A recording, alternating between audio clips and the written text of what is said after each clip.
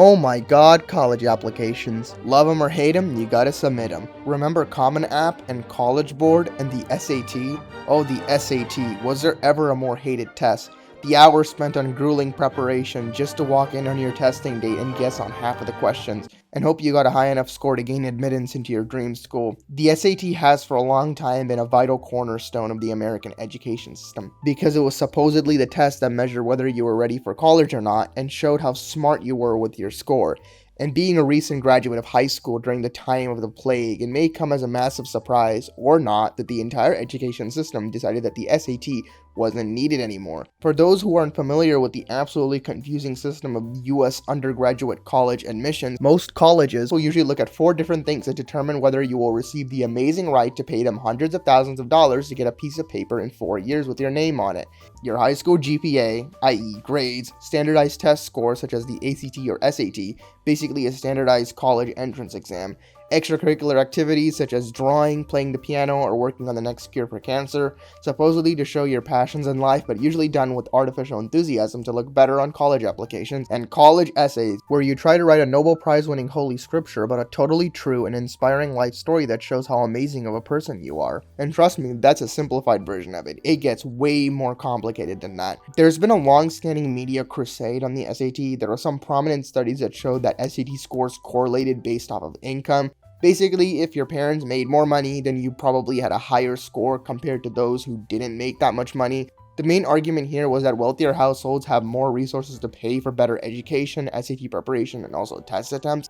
And this led to these students getting better scores, and better scores allow wealthier students to get into better universities, have better paying jobs, and then just repeat the cycle of inequality over and over and over again, keeping people from disadvantaged backgrounds with less opportunities to excel in a cruel trap of poverty. Yeah, as you can see, it's already becoming a bit watered down and sensational, and all of this is because of the SAT, an evil creation of the entrenched elite to keep control over society. Naturally, because of this overwhelming amount of negative rhetoric around the SAT, many universities were considering dropping it in favor of making other areas such as GPA, extracurriculars, and essays have more weightage. And the plague of 2020 was the last nail in that coffin. With millions of students unable to take the SAT, it pretty much accelerated the process. Many public universities completely dropped the SAT, so even if you worked hard for a good score, sorry, they don't care. And many allowed test optional policies, so if you didn't have a score or you had one that was too low, you could still apply without one. This is all fine and dandy. It makes sense why the SAT wouldn't be required during the pandemic, because people physically couldn't take the exam during lockdown protocols. But why get rid of it altogether for all future generations of applicants like the public schools in California did?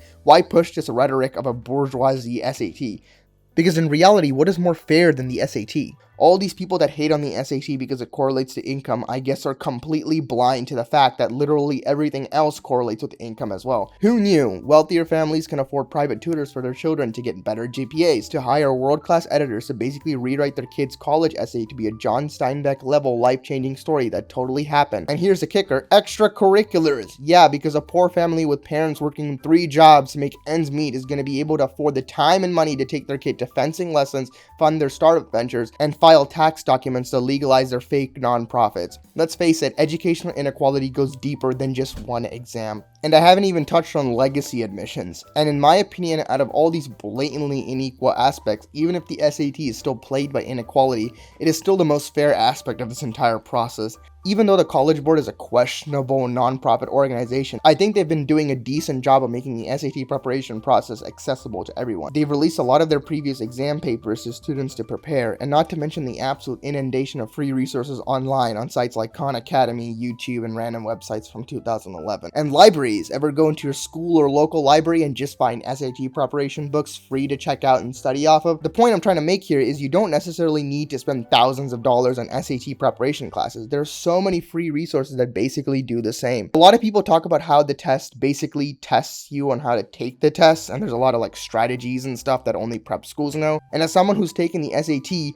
these strategies do exist, and no, they're not only something you can find in the restricted section of the Illuminati headquarters library. They're all on YouTube and Reddit too, probably even more niche ones as well. Unlike something like extracurriculars, which are pretty much only reserved for those who have the monetary resources to participate in them. As long as you work hard and are diligent and use the easily accessible existing free resources, you'll be on the right track. And also, the new SAT by design isn't asking new advanced concepts. In theory, it's basically testing what you should have already learned in school. So if you're a low-income student who's doing well in school, the SAT shouldn't be too hard to get a good score on with a little bit more work. Which is why no wonder grades plus SAT scores are a good indication of academic success in college regardless of your parents' income. When I was in the hellhole of the college application process, I used to watch this channel called Super Tutor TV, and from what I understand, she also works as a private admissions coach for college-bound high school students, and she makes a great point about how the SAT is a more fair part of the application process than, say, college essays. I would say about 2/3 of the students that come to me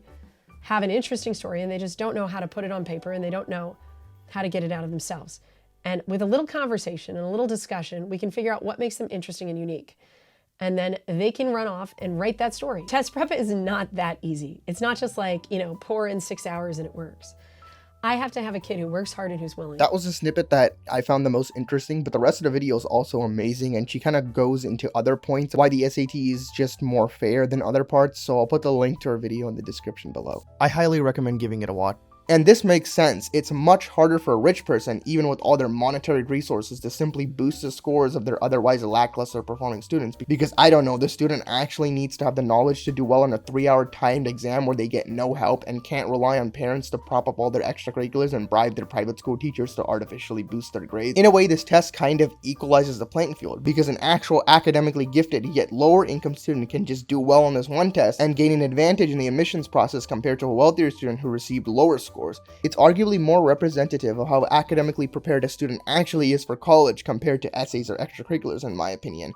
Another point that many bring up against the SAT is that rich people can just pay for more SAT sittings, but College Board offers SAT fee waivers, which means if you're a qualifying low-income student, you can take free exams. And also, many schools offer free SAT exams on their own.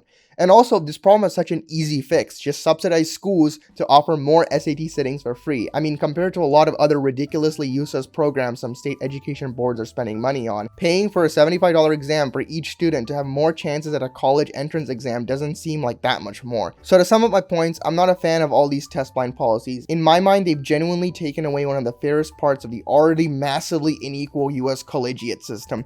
The SAT is a singular, straightforward exam that provides a clear assessment of students' college readiness. It has easily accessible, free, high-quality resources online, and students can succeed on the SAT given diligent work and education. And I'm stressing accessibility because it is my strong belief that any student, regardless of income, has access to all the resources they need for free to do well on this exam. But please, if you have any criticisms of my thought process, I would love to hear in the comments, and possibly make a video responding to all of them. Until then, thanks for watching, and see you in the next one.